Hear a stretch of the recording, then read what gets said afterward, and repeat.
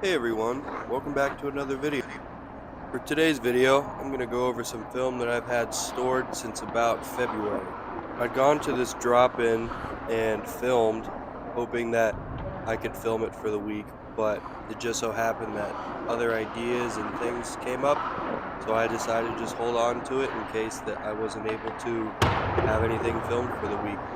Well, turns out that time has come. Since the past 2 weeks, I've been busy getting married, going on my honeymoon, and even getting settled into my newest promotion at my job that has conflicting hours than what I'm used to.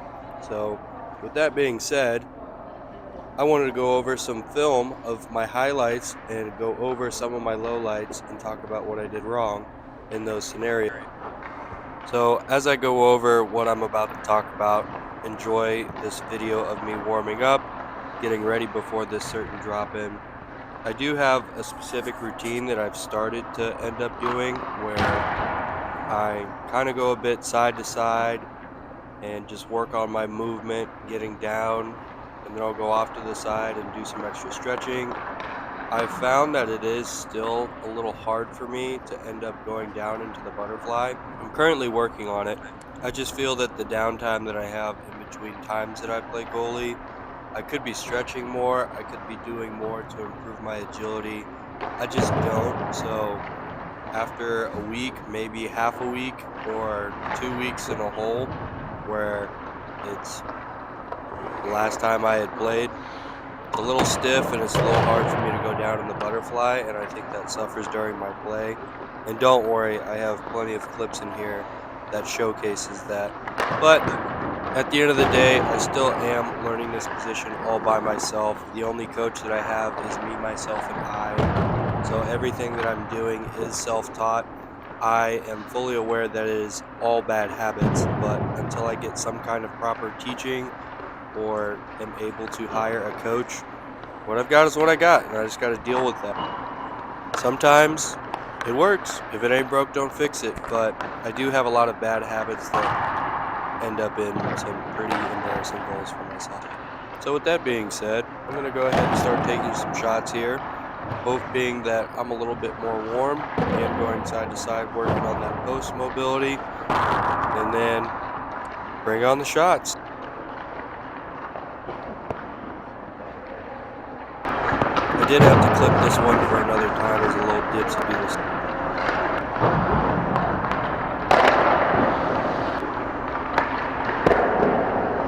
I find it kind of funny that for this specific warm-ups, they were really working on shooting on my glove. Not that that's a problem for me. As a former baseball player, I'm definitely used to using my glove hand, but it was a little fun. I didn't think this was very funny though, where I'm not ready and somebody just comes over and completely shoots at me. But she apologized and it's cool, but just be aware of your goalies. From that point on, we're going to go ahead and start as I'm flashing my glove, letting them know that on my side I'm ready to go, even though I just had to adjust some equipment really quick. And off we go. I'm going to put some music in the background though. I've gotten a lot of feedback that you guys seem to like that, so instead of just hearing an empty hockey rink and just seeing me stand around doing whatever, I'm going to put in some music, so yep.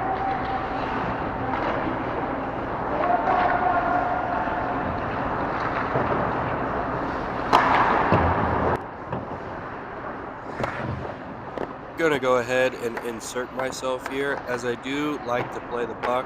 I think that that's something to be like a third defenseman. Here I just completely messed it up once again and just put it into space that I did not have, and it resulted in a net front scrum. Thankfully though, I was able to swivel it out and get it out of. Unfortunately though, for the white team, they weren't able to fully clear the zone to get sent back out. And this was not the highlight of the night, but completely miscalculated that one and let it go. The shot looked definitely slower, and I thought that I could just put out my stick and make the save, and I misjudged that. Although in these next couple of clips, I do show off a good improvement on my sliding over and cutting off my angles, but my back and forth movement is still not very good. It's a big thing to be able to move back and forth, and that's something that I still struggle with.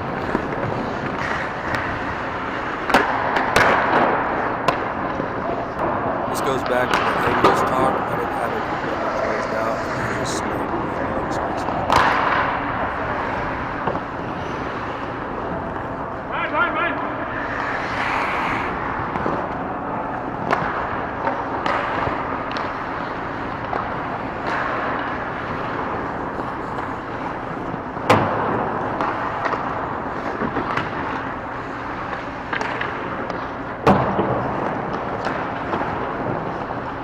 So this clip is something that I do want to break down for future reference. So the defenseman here gets caught in the middle, and I essentially have a 2-on-1 that ends up going my way, but could have gone the other. Usually on a 2-on-1 opportunity, I like the defender to take away the pass option, which is on his left. That way the shooter's in a bad angle, and I have a better chance of getting the stop with the shot, compared to him sliding it over for a pass that he ends up landing, and then I have to slide over and guess where he's going to shoot. Just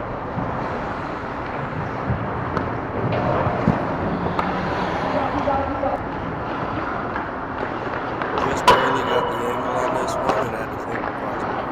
On this one, though, I learned my lesson, got the angle, made the blocker save, and it went over the glass.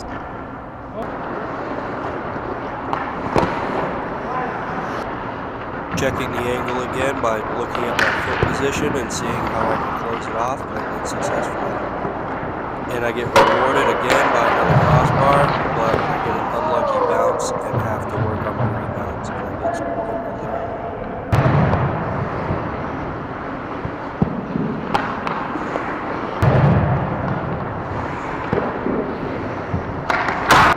I thought this clip was too good not to leave it here. Getting water as they're breaking into our zone, making a high basic little save, goes off in the corner, go back in my net, because I know he's going to be playing right there. They maintain possession, lining up another shot, and another decent save, and then back for some more water. Right here is a good example of a great hockey play. Busts into the zone, gets it low, confuses the defenseman, and just goes right back over to the tapper. So essentially here, the defenseman should lock in on the guy breaking into the zone, forcing him out wide and giving him a bit of pressure. But unfortunately, they're both kind of standing around. The one on the left, his back is turned to whoever is closing in on the back of the net. So no pressure, creates a pass that's right there for an easy goal. Cross-crease passes are dangerous when you have your head up looking for that pass and a guy who's got his stick down ready. But you go behind the net and you're trying to look for that cross-crease pass where nobody's there, and it just ends up going into the empty space, and the defenseman has to skate over to try and go get it, or the forward that's down below by the net. They don't work every time, but when you have an elite pass, you can definitely do it. This is a different example of it though. As they fight to get it back, they shoot it on the net, and my player tips it right on his stick for the goal. So that would technically be not on me, that would be on my own teammate, and she came over and apologized. This one will for sure be on me, as I made the save, didn't know where the puck went, and got an unlucky bounce right back on his stick for him to shoot again and score.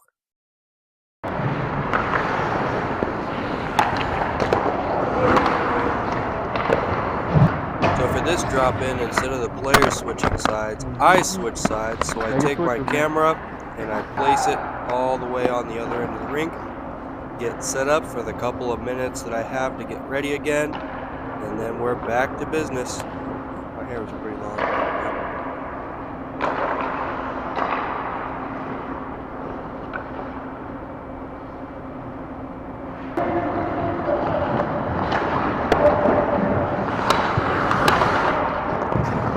So this play here I could have actually put in my last video, but skater here in the white on the left ends up skating off sides. My players are signaling it, I start to signal it, but they continue playing on, and I'm showing that I am not willing to play this one, and they go ahead and shoot it anyway, kind of a not okay play.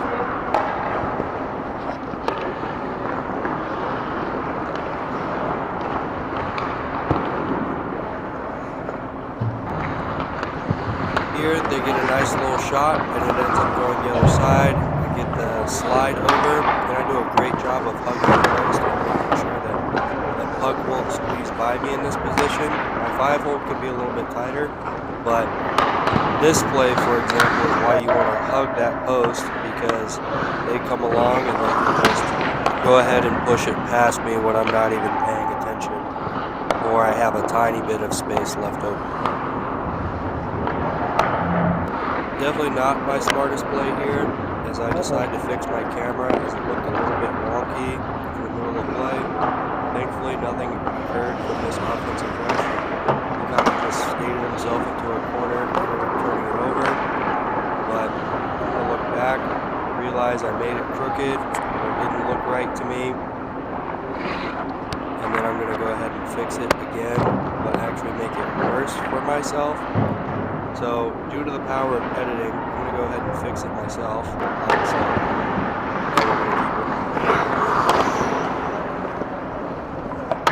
I do want to say how proud of myself I am, and how much better I'm getting at poker. This is like a basic save. And then another little basic save right there.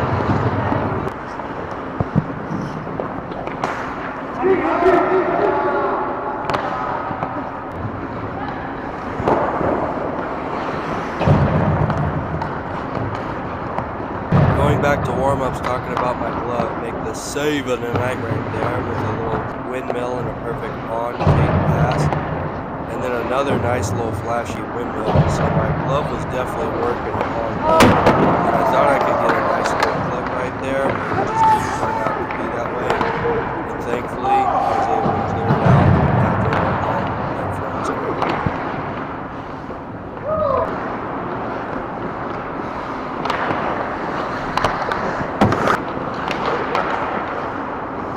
Nice little standing save right there. Didn't really have to do anything. Just push it out with my stick.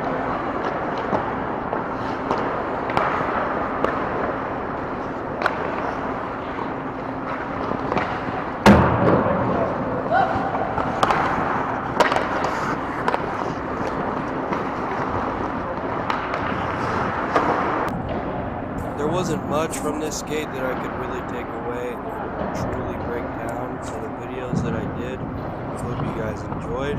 Short little video for this week, but at the end of the day, hope you guys enjoyed. Subscribe to the channel, like, comment, and share with your friends.